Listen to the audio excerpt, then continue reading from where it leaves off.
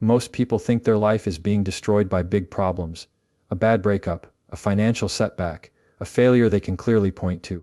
But what if the real reason your life feels stuck is not what's happening to you? What if it's what's happening around you, every single day, quietly, without you noticing? Because here's the truth nobody talks about. You are not only shaped by your decisions, you are shaped by your environment, by the conversations you stay in, by the people you defend, by the energy you keep tolerating. And the most dangerous part is this: nothing about it feels dangerous at the beginning. It feels normal. It feels familiar. It feels like just people being people. But slowly, without warning, you start changing. Your confidence doesn't collapse overnight. It gets questioned repeatedly until you start questioning it yourself. Your ambition doesn't disappear suddenly. It gets delayed, doubted, and diluted until it feels unrealistic. Your clarity doesn't vanish in one moment. It gets interrupted so many times that confusion starts to feel like your default state. And by the time you notice it, you are already inside it, living a life that looks like yours, but doesn't feel like you. That is the silent influence most people never recognize. Not because it's invisible, but because it's disguised as normal. So before you assume you need more motivation, more discipline, more effort, you need to ask a deeper question. What if the real problem is not your ability, but your environment? Because if you stay until the end of this, you're going to see something that will completely change how you look at the people around you and how you look at yourself. And once you see it, you won't be able to ignore it again. You've been taught to look for toxic people in obvious places. The loud ones, the aggressive ones, the openly negative ones, the ones who criticize you directly, who disrespect you openly, who make it easy for you to say, "That's the problem." But the truth is far more unsettling than that. The people who do the most damage to your life rarely look like a problem at all. They don't raise their voice. They don't insult you to your face. They don't give you a clear reason to walk away. In fact, if someone asked you about them, you might even describe them as good people. And that's exactly where the danger begins. Because when something is obvious, you defend against it. When something is hidden, you absorb it. These individuals operate in subtle ways. They smile when you speak, but their energy shifts when you succeed. They support you, but only within limits that feel safe to them. They don't block your growth directly. They just slow it down quietly, consistently, until you start questioning whether you were meant to grow at all. And here's what makes this so powerful. From a psychological standpoint, your mind is not designed to detect slow, invisible threats. It's designed to react to immediate danger. So when negativity comes wrapped in politeness, when doubt comes disguised as concern, when control comes hidden inside kindness, you don't resist it. You internalize it. You start adjusting yourself without realizing it. You speak a little less boldly. You share your ideas a little less freely. You hesitate just a little longer before taking action. Not because you've consciously decided to change, but because something in your environment is teaching you to shrink. And the most dangerous part is you don't trace it back to the source. You think it's you. You think you've lost confidence. You think you've become uncertain. You think maybe you're overthinking. But in reality, you've been slowly conditioned by people who never appeared harmful enough to question. This is how hidden toxicity works. It doesn't break you in one moment. It reshapes you over time. A small comment here, a subtle reaction there, a moment of hesitation when you expected encouragement. None of it feels significant on its own. But together, they form a pattern. And that pattern becomes your environment. And your environment, whether you like it or not, will always influence your identity. You have to understand this at a deeper level. Human beings are highly adaptive. We adjust to the expectations, emotions, and behaviors of the people around us. If you're surrounded by quiet doubt, you will become more doubtful. If you're surrounded by subtle resistance, you will become more hesitant. If you're surrounded by people who only accept a smaller version of you, you will eventually start presenting that smaller version as your default. Not because it's who you are, but because it's what has been reinforced. And this is why so many people feel stuck without knowing why. Their environment looks fine on the surface. There's no obvious conflict, no clear negativity. But there's also no real growth, no expansion, no sense of momentum, just comfort mixed with quiet limitation. And comfort, when it limits your potential, is not safety, it's a slow form of control. You don't need someone to attack you to be affected by them. Influence is far more powerful when it's unrecognized. Because once you recognize something, you can challenge it. But when you don't see it, it becomes part of you. So the real skill is not just identifying toxic behavior, it's learning to feel it. Pay attention to what happens after interactions, not just during them. Pay attention to the subtle shifts in your energy, your clarity, your confidence. Do you feel expanded or reduced? Do you feel sharper or more uncertain? Do you feel like yourself, or slightly disconnected from who you know you can be? Those small emotional signals are not random. They are data. And once you start treating them as data, you begin to see patterns that were invisible before. You begin to realize that not everyone who stays in your life is aligned with your growth. Not everyone who supports you is strengthening you. And not everyone who feels safe is helping you move forward. This is not about becoming paranoid or cutting people off impulsively. It's about developing awareness. It's about understanding that the greatest threats to your progress are not always loud enough to demand your attention. They are quiet enough to earn your trust. And once they have your trust, they have influence. So you have to become more intentional about who you allow close to your mind, your time, and your energy. Because access is not neutral. Every person you consistently engage with is shaping you in some way, whether you acknowledge it or not. And if you're not choosing that influence consciously, then you're accepting it by default. The people who will elevate your life will challenge you clearly, support you fully, and align with your growth without hesitation. They won't confuse you. They won't quietly limit you. They won't make you question your worth in subtle, indirect ways. They will make you feel stronger, not smaller. And once you experience that difference, you'll never mistake hidden toxicity for normal behavior again. Because at the end of the day, the most dangerous people are not the ones who oppose you openly. It's the ones who quietly teach you to doubt yourself while pretending to stand beside you. And if you don't learn to recognize them, you won't just lose opportunities. You'll slowly lose the person you were meant to become. There is something happening in your life right now that you cannot see, but you are feeling it every single day. Your mindset is being shaped. Your energy is being influenced. And most of it is not coming from your goals, your ambitions, or your vision for the future. It is coming from the people you interact with consistently. Not in dramatic ways, not in obvious shifts, but in small, repeated exposures that slowly become your internal reality. You don't wake up one day and decide to think smaller. You don't consciously choose to feel more drained, more uncertain, more hesitant. That change happens gradually through proximity, through conversations, through emotional environments that you didn't even realize were affecting you. Because the human mind is highly impressionable when it comes to repetition. Spend enough time around someone who constantly doubts, and doubt will begin to sound reasonable. Spend enough time around someone who always sees themselves as a victim, and you will start interpreting your own challenges through that same lens. Spend enough time absorbing emotional chaos, and eventually peace will start to feel unfamiliar. This is not weakness, this is conditioning. And conditioning does not ask for your permission. Think about how often you leave a conversation feeling different than when you entered it. Maybe you can't explain it clearly, but something feels off. Your energy is lower. Your focus is scattered. Your motivation has slightly decreased. And you try to push through it, assuming it's just a temporary feeling. But what if it's not temporary? What if those small emotional shifts are accumulating? Because they are. Every interaction leaves a residue. Every conversation plants something, an idea, a belief, a perspective. And over time, those small deposits form patterns. And those patterns become your mindset. So when you are surrounded by emotional drainers, people who constantly unload their stress, their negativity, their unresolved issues onto you without ever seeking growth or resolution, you are not just being supportive. You are becoming a container for chaos. And no one can carry that weight for long without it affecting them. Your mental clarity begins to fade. Your emotional stability starts to weaken.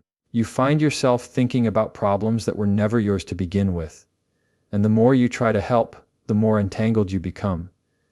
Then there are the constant doubters. They don't attack your ideas. They question them just enough to slow you down. They introduce hesitation at the exact moment you need conviction. And if you hear that hesitation often enough, it starts to sound like logic instead of limitation. You begin to second guess your instincts, you delay decisions, you wait for certainty that never comes.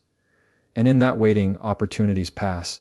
Not because you weren't capable, but because your environment trained you to hesitate. And then there is the chronic victim mindset.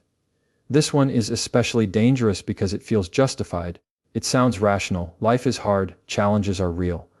But when someone constantly positions themselves as powerless, when every situation becomes proof that they are stuck, unlucky, or held back, that perspective begins to normalize. You start seeing obstacles before you see solutions. You start expecting difficulty instead of preparing for growth. And slowly, your identity shifts from someone who acts to someone who reacts. This is how influence works at a deeper level. It is not about one conversation. It is about patterns of exposure. It is about what becomes familiar. Because whatever becomes familiar eventually becomes comfortable. And whatever becomes comfortable starts to feel true, even when it isn't. So if doubt becomes familiar, you will trust doubt. If negativity becomes familiar, you will accept negativity. If emotional exhaustion becomes familiar, you will start living in a constant state of low energy without questioning it. And that is where people lose control of their direction. Not through one major decision, but through hundreds of small, unconscious adaptations to the people around them. You have to start paying attention to this with precision, not from a place of judgment, but from a place of awareness. Notice who drains you consistently. Notice who leaves you feeling heavier, not lighter. Notice who reinforces your fears instead of challenging them. Notice who brings problems without ever bringing solutions. Because those patterns are not neutral. They are shaping you. And the longer you ignore them, the more they define your internal world. This is why protecting your energy is not a luxury, it is a responsibility. Your energy determines your focus. Your focus determines your actions. And your actions determine your future. So when your energy is constantly being pulled into negativity, doubt, and emotional weight, your ability to think clearly, act decisively, and grow consistently becomes compromised. You cannot build a strong life with a weakened mindset. And you cannot maintain a strong mindset in a consistently draining environment. At some point, you have to make a decision. You have to decide that not every conversation deserves your time. Not every person deserves your emotional investment. Not every relationship deserves unlimited access to your mental space. Because access is influence. And influence repeated over time becomes identity. So if you want to change your life, you don't just look at your habits. You look at your environment. You ask yourself a simple but powerful question: who is shaping the way I think when I'm not paying attention? Because that is where the real change is happening. And once you see it, you cannot afford to ignore it. Because if you don't take control of what influences your mind, someone else will. And they will do it quietly, consistently, and without ever asking for your permission. So choose your environment with intention. Or accept that it will choose your future for you. Most people are not stuck because they lack intelligence, discipline, or ambition. They are stuck because they are unaware. Not unaware of their goals, but unaware of the patterns shaping their daily experience. Growth does not begin with action. It begins with recognition. And the truth is, the behaviors that hold you back are rarely loud enough to demand your attention. They are quiet, consistent, and easy to overlook. A passing comment that lingers longer than it should. A joke that feels slightly uncomfortable, but you laugh it off anyway. A subtle shift in someone's tone when you talk about your progress. Individually, these moments feel insignificant, but together they form a pattern, and that pattern becomes your environment. The problem is not that these behaviors exist. The problem is that most people never slow down long enough to notice them. Because awareness requires presence. It requires you to observe without immediately reacting, to listen beyond words, and to pay attention not just to what is said, but how it is said, when it is said, and what effect it has on you afterward. Hidden toxicity does not operate through obvious conflict. It operates through subtle influence. Take passive comments, for example.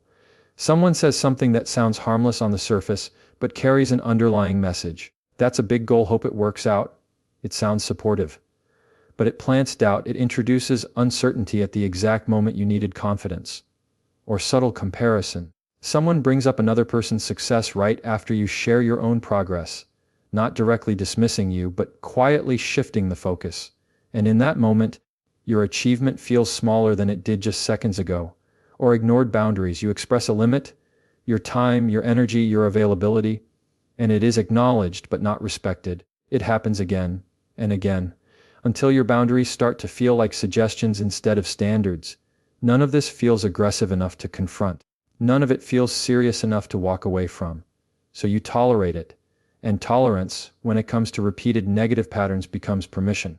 You are teaching people how to interact with you, not through what you say once, but through what you consistently allow. And here is where it becomes deeper than just behavior, because these small patterns don't just affect your external environment, they reshape your internal standards. When you repeatedly accept subtle disrespect, your sense of what is acceptable begins to lower. When you consistently ignore discomfort, your ability to trust your own instincts begins to weaken. When you overlook patterns that don't align with your growth, you start disconnecting from your own awareness. And that is the real cost. Not just the presence of toxic behavior, but the gradual loss of your ability to recognize it. Because once you stop noticing, you stop questioning. And once you stop questioning, you start adapting. You begin adjusting your behavior to avoid discomfort. You speak differently around certain people. You hold back ideas. You limit your expression. Not because you lack something, but because your environment has subtly trained you to operate within certain boundaries. And over time, those boundaries feel normal. This is why awareness is not a passive skill. It is an active discipline. You have to train yourself to observe patterns, not just moments. Ask yourself, is this a one-time situation, or is this consistent? Is this person occasionally off, or is this their pattern of behavior? Do I feel respected over time, or do I keep making excuses for repeated discomfort? Because patterns reveal truth in ways that individual moments cannot. Anyone can have a bad day. Anyone can say the wrong thing once. But consistent behavior is never accidental. And once you start identifying patterns, something shifts. You stop overanalyzing single interactions and you start evaluating the overall dynamic. You stop making excuses for repeated behavior, and you start holding clarity about what is actually happening. This is where growth becomes real. Because now you are no longer reacting emotionally, you are responding with awareness. You begin to see who consistently supports your expansion and who subtly resists it. You begin to recognize which environments sharpen you and which ones dull you. You start understanding that not every relationship is meant to grow with you. And that realization can be uncomfortable, because awareness often forces you to confront things you previously ignored. It may require you to admit that someone you trusted is not aligned with your growth.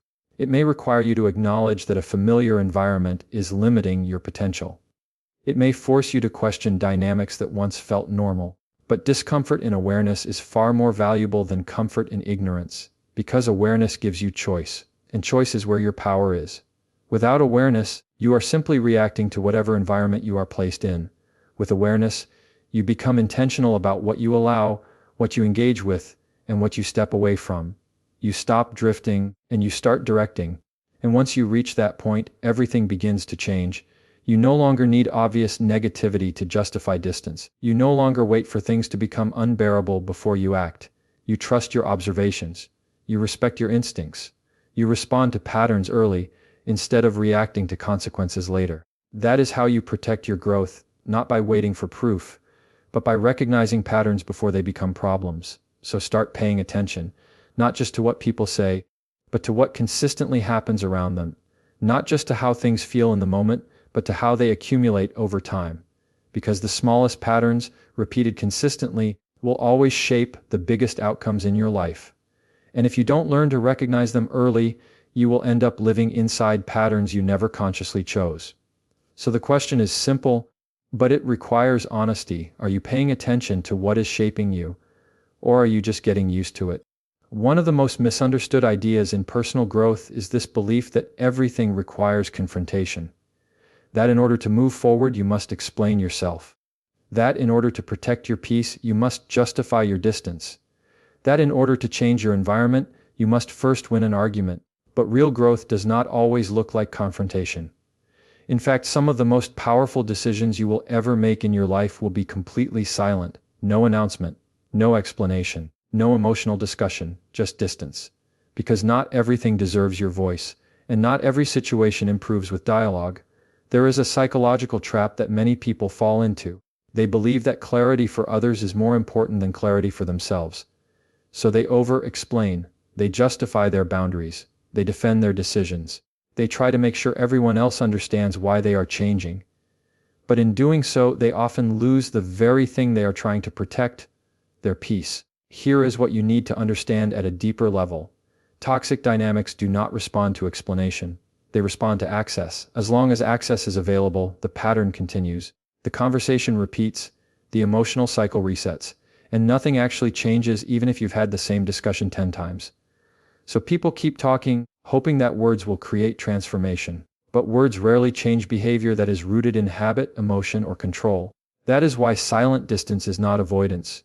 It is clarity in action. It is the decision to stop participating in something that consistently drains you, confuses you, or limits you. And the reason this feels difficult for so many people is because we are conditioned to believe that withdrawal requires justification. That if you are stepping back, you owe an explanation. That if you are creating boundaries, you must first make them acceptable to others. But the truth is simple. You do not need permission to protect your mental space. You do not need agreement to recognize what is affecting you. And you do not need validation to step away from what is consistently misaligned with your growth. One of the most powerful psychological shifts you can make is this: stop treating every relationship like it requires resolution. Some things are not meant to be resolved through conversation. They are meant to be understood through distance, because distance reveals truth that dialogue often hides. When you step back, patterns become clearer, energy becomes easier to read, and emotional confusion starts to settle into clarity. You begin to notice something important. The people who truly respect your growth do not require long explanations for your boundaries. They adjust, they understand, they may even reflect and grow alongside you. But the people who resist your boundaries will always demand justification. They will ask why, in ways that are not curious but controlling. They will frame your distance as a problem that needs to be fixed, instead of a decision that needs to be respected. And if you are not careful, you will get pulled back into explaining something that does not require debate. That is how you lose momentum. Because every explanation invites negotiation. And every negotiation opens the door to compromise on something that was never supposed to be compromised in the first place: your clarity. Silent distance avoids that entirely. It removes the emotional back and forth. It removes the pressure to defend yourself. It removes the need to convince someone that your experience is valid. It simply creates space. And in that space, something powerful happens. You begin to reconnect with your own thinking. Because constant interaction with draining dynamics does not just affect your emotions. It disrupts your clarity. It pulls your attention outward. It keeps you engaged in cycles that don't move you forward. But distance breaks the cycle. It allows your mind to reset. It allows your perspective to stabilize. And it gives you something that is often lost in emotionally charged environments: objectivity. Now let's be clear about something important. Silent distance is not punishment. It is not retaliation. It is not about teaching someone a lesson. It is about alignment. It is about choosing not to stay in environments that consistently distort your energy, your focus, or your sense of self. And the more secure you become in that decision, the less you feel the need to announce it. Because when you are confident in your direction, you do not require validation for your movement, you simply move. And over time, you start to realize something that changes everything. The right people do not require access to every part of you to maintain connection. They respect space. They understand silence. They do not interpret distance as rejection, but as balance. It is only the wrong dynamics that panic when access is reduced. And that alone tells you everything you need to know. So instead of asking, "How do I make them understand?" you begin asking a more important question: why do I need to keep explaining something that already feels right to me? Because at the end of the day, your life does not improve when you are better at arguing your boundaries. Your life improves when you are no longer in environments that require arguments at all. That is the shift, from explanation to alignment, from justification to clarity, from engagement to intentional distance. And once you make that shift, you realize something powerful. Peace was never found in being understood by everyone. It was found in no longer needing to be. At a certain point in life, you have to confront a truth that most people avoid because it shifts responsibility back onto them. Your life is not just shaped by your goals, it is shaped by your environment. And your environment is shaped by the people you allow access to your time, your attention, and your energy. This is where everything becomes real, because it is easy to say you want success, it is easy to say you want peace. It is easy to say you want growth, clarity, discipline, and confidence. But your environment will always reveal what you actually prioritize. If your circle is filled with doubt, confusion, emotional instability, and resistance to growth, then no matter what you say you want, your reality will slowly align with that environment. Not instantly, not dramatically, but consistently, because influence does not need permission. It works through repetition, and the most powerful influence is not loud, it is constant. Over time, the people closest to you begin to define your limits. Not because they explicitly set boundaries for you, but because you unconsciously adapt to them. You start filtering your ideas before you speak. You start lowering your expectations so they feel more realistic. You start making decisions based on what feels acceptable in your environment rather than what feels aligned with your potential. And that is how life becomes smaller without you noticing. Not through failure, but through adaptation. This is why your circle matters more than your motivation. Motivation is temporary. Environment is structural. Motivation pushes you for a moment. Environment shapes you every day. So if your environment is not aligned with growth, then even your strongest motivation will eventually hit resistance. Not because you are incapable, but because you are constantly being pulled back into familiar patterns. And familiarity is powerful. The human mind tends to trust what it recognizes, even if what it recognizes is limiting. This is why people stay in cycles that do not serve them. Not because they don't want better, but because better feels unfamiliar. And unfamiliar often feels uncomfortable. But here is the uncomfortable truth that leads to change. Your current environment is not just influencing your behavior, it is influencing your identity. You are becoming the average of what you repeatedly experience. So if you are surrounded by people who question growth, avoid responsibility, normalize stagnation, or resist change, you will slowly start internalizing those patterns as normal. And once something becomes normal, it stops being questioned. That is how limitation becomes invisible. But the reverse is also true. When you are surrounded by clarity, discipline, accountability, and growth-oriented thinking, something shifts inside you. You start thinking differently without forcing it. You start acting with more intention. You start making decisions that align with expansion rather than comfort. Not because someone is telling you to, but because it becomes the standard in your environment. And humans always adapt to their standards. This is why your future is not determined only by your effort. It is determined by your exposure. What you are exposed to repeatedly becomes your reference point for what is possible. And if your reference point is small, your decisions will be small, even if your potential is not. So at some point, you have to take responsibility for the space you occupy socially and emotionally.